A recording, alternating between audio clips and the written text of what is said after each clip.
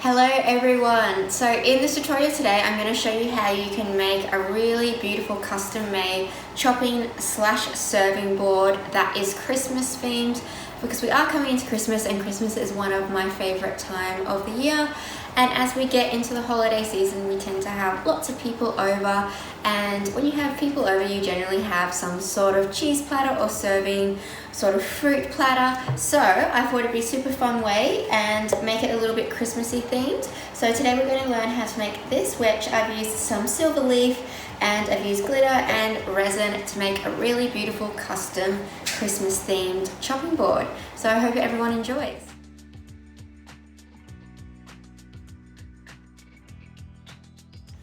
Okay guys, so for this tutorial you're going to need a few items. First you're going to need your chopping board that you will be using. This one is from Target and it was about $10, but I don't think they stock these anymore. I think they stock a bigger one now, which is still just as nice, but I think they're sold for around $15 each now. A paintbrush to apply your gold leaf glue, and then you're going to need some resin. So today I am using the epoxy glass from Barnes. This is a 1:1 ratio resin, which makes it really easy when you are measuring it out. It is also a food safe resin and it's got a high UV resistance, so it is a great resin to use for this project. I am using some leafing size. So this is the glue that you use when you want to work with any sort of leaf, so gold leaf, silver leaf, bronze leaf. This is a great glue. It does take a little bit while to dry, and I'll show you how you can use this when we get started. Then I've got the Artie Suze. This is red bronze pigment. We're going to be using this one today. I absolutely love the Artie Suze range of pigments, and they're really cost effective for the amount that you get. And the great thing is, because it is in a powder version and not a liquid or a cream, they do have a longer shelf life. So I really highly recommend investing in some Artie Suze pigments, and I do have a discount code which I will put up at the end, so make sure you stay tuned for the whole tutorial for the discount code, which is I think it's 10% off all of Artie Suze products. Then I have got my, I think this is just called white, and this is from Barnes, and it's just a white epoxy paste pigment. And I have some sticky tape, or well, this is actually painter's tape that you can use, but if you've got masking tape or sticking tape, whichever works better. Then measuring jugs to measure out my resin, and some powder pop sticks to mix it with. I have got silver leaf today that I am using, but you can use gold leaf or bronze leaf or whatever color you want. There's multiple colors in the leafing products depending on what color you are using. And then I've also got my glitters, so I'm still undecided on which glitter color I will be using. Don't worry, I'll have to decide within the next 15 minutes which one it will be. But these glitters are from Archery Creative, and they're really great because I do go through quite a lot of glitter with all my resin workshops, especially in the resin geode workshop, so I do like to buy this size because it does last a bit longer than the smaller sizes.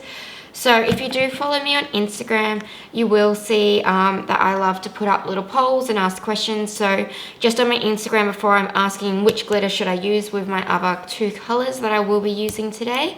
So if you do follow me, you can be involved in those choices, and you also get a sneak peek at what the tutorials are going to be ahead of time. Now my first step is, my chopping board's all nice and clean. Just give it a wipe down if it has been sitting in a cupboard. And I'm just going to tape off my chopping board. So with my painter's tape. So I'm just taping off my chopping board now using my painter's tape, which is giving me a little bit of trouble because I think it's a bit old. So what this does is it's going to stop my resin and my gold leaf from going past this point. So if you wanted to, you could do a free-flowing edge on your chopping board. It's personal preference, but I just really wanted a nice straight edge for this. So that's where your painter's tape comes into play.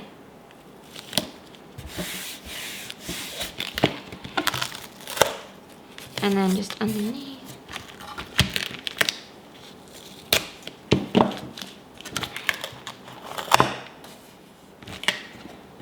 And then you just want to flip your chopping board over and you just want to tape along the edges so that way when you do pour your resin, you're not going to have any drips. You don't have to do this step. You could always let the resin drip off and then just go back in and sand your resin off. It's really personal preference what you want to do.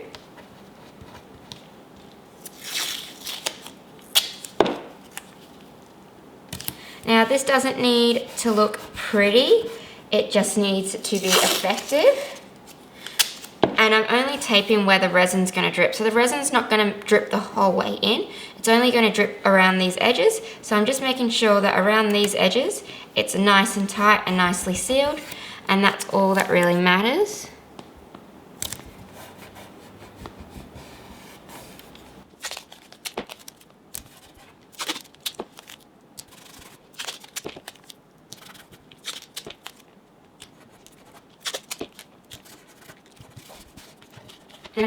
So for this part, I'm going to leave the chopping board on the table, but when I do my top coat in resin, I am going to put it up on cups. So for this part, because it's just easier than putting it up on cups, I'm going to be placing my chopping board on the table.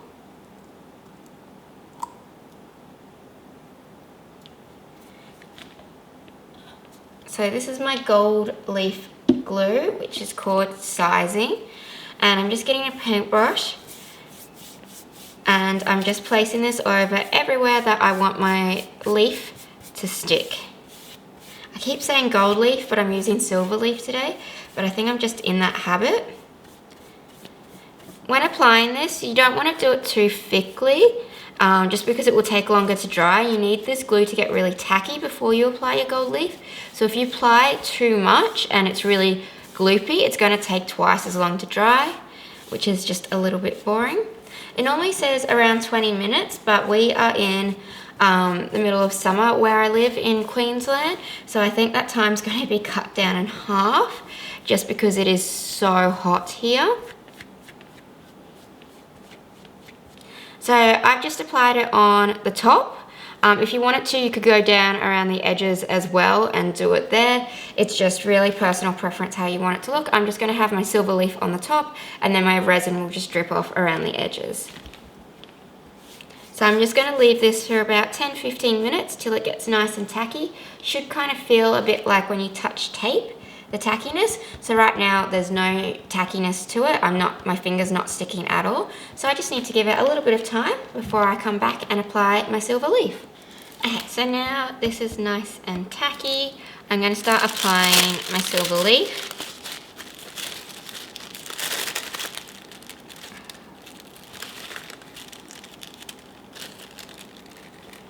Now, this is so lightweight and it's so fiddly.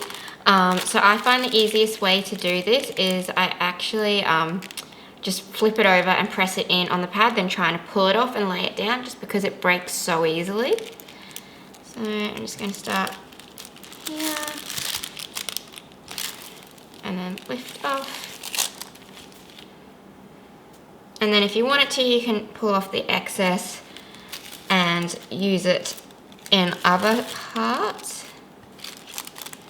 So this is just imitation silver leaf. It's not actually silver leaf. You can buy silver leaf, but I think like it's something around like $30 a square when this whole packet was about $8.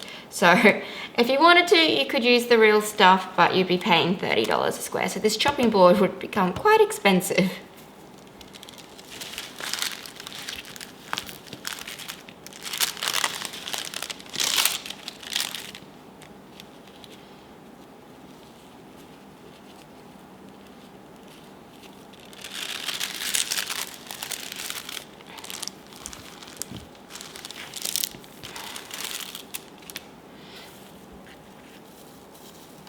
Now I'm just going to grab excess just to do this top handle part.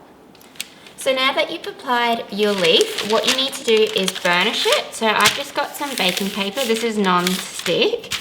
And I'm just going to burnish my silver leaf in. So what burnishing is basically you're just rubbing it into the glue to make sure that every part is really attached and you're not going to get any lifts. So you can either do it with your hands or you can grab a cloth and you just give it a really good rub.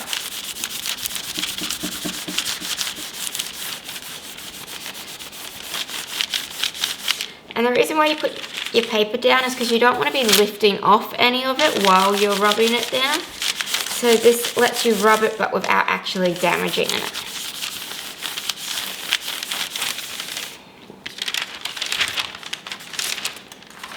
Now if you see like there's a little spot just here, just gonna get that little spot. But I think that's pretty much it. It's all sealed down.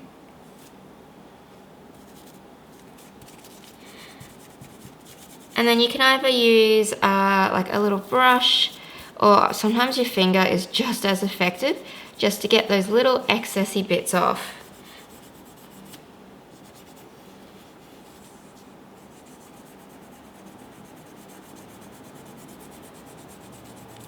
But if you try to do this when the glue is still really wet and not tacky, it actually makes the silver leaf ball up and roll back on itself instead of just coming off nice and cleanly.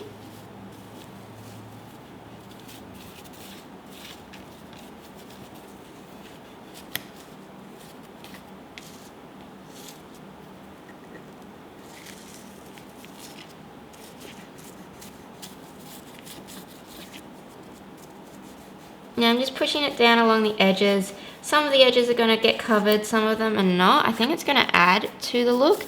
If you didn't want it, you could just rub it straight off the edges. But I feel like it's going to look quite cool with bits of the silver leaf hanging down onto the edge. I use probably for this small size, I don't need a lot of pigment because I'm not using a lot of resin. How beautiful is that? So I probably need half a pea size at most. If you use too much pigment in your resin, you can actually offset the curing process, or you can make it go too fast and make your resin go really gluggy. So it's really important that when you are working with resin, you don't use any pigments that aren't going to react well, and you don't overuse your pigments. So I think I'm going to go with the gold glitter.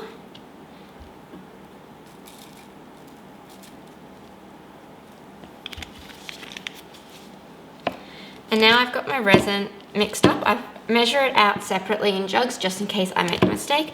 So as long as they're both level, that means I've got a 1-to-1 ratio, and then I just pour 1 cup into the other. It doesn't matter which goes into which, as long as you get an even amount of your resin and hardener.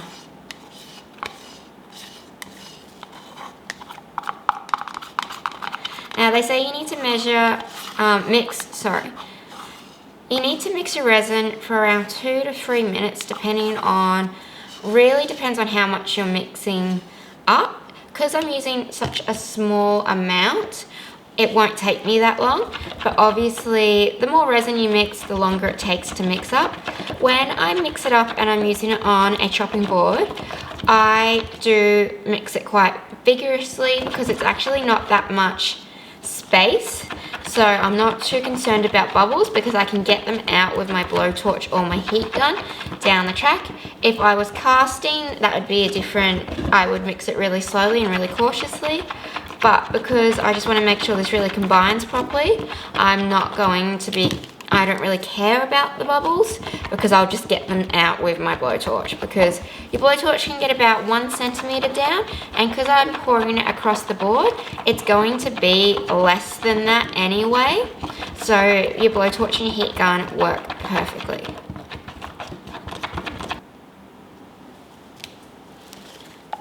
So I'm just going to pour some of my resin over this that's got no pigment in it. I do want some translucent spots because obviously I want to show the silver leaf coming up. If I fully covered this in opaque pigments, then you're not even going to see the pretty silver leaf coming up through. So I've just left some that I didn't mix in with my colors. I'm just pouring that across my board so that way I get some really pretty translucent bits.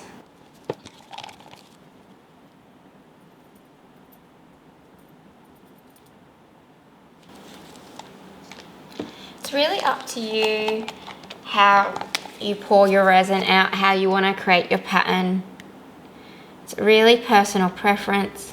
That's what I love about resin, because it is abstract. As long as you're happy with it, that's all that matters. There's no right and wrong way to how you need to pour and what colours you have to use together.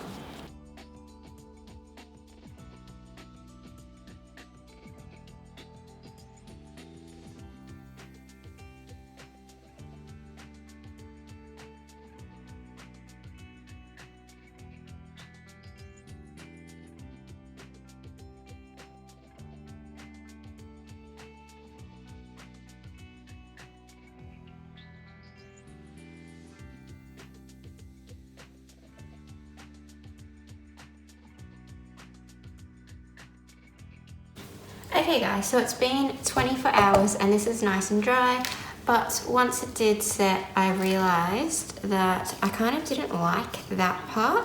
So I started to go around with silver pigment, just this one from Barnes, and just kind of pushing it in and just rubbing it along the edges to cover it. And I feel like it's looking way better like this.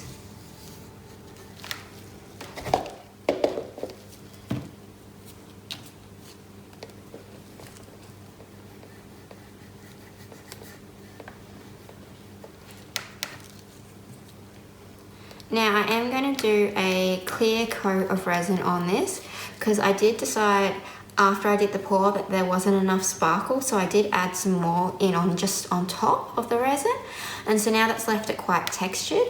So all I need to do is just one clear coat.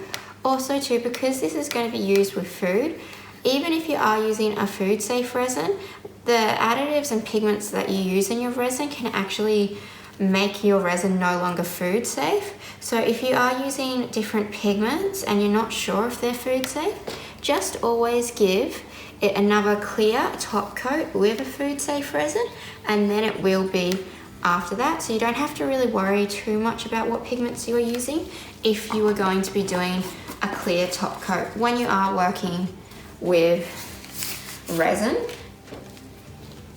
And I've already got my resin pre-made up, so I'm just gonna give it a pour. So now I'm gonna leave that overnight just to set again like I did before, and then my chopping board will be finished, and it does look so pretty and so Christmassy.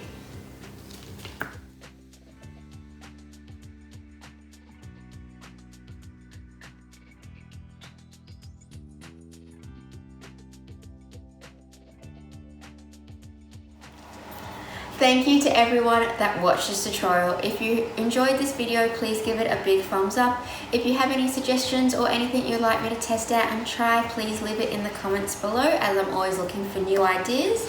And let me know, is this something you'd make yourself at home for Christmas time, and what colours would you use? Thank you for everyone that watched, and have a great day.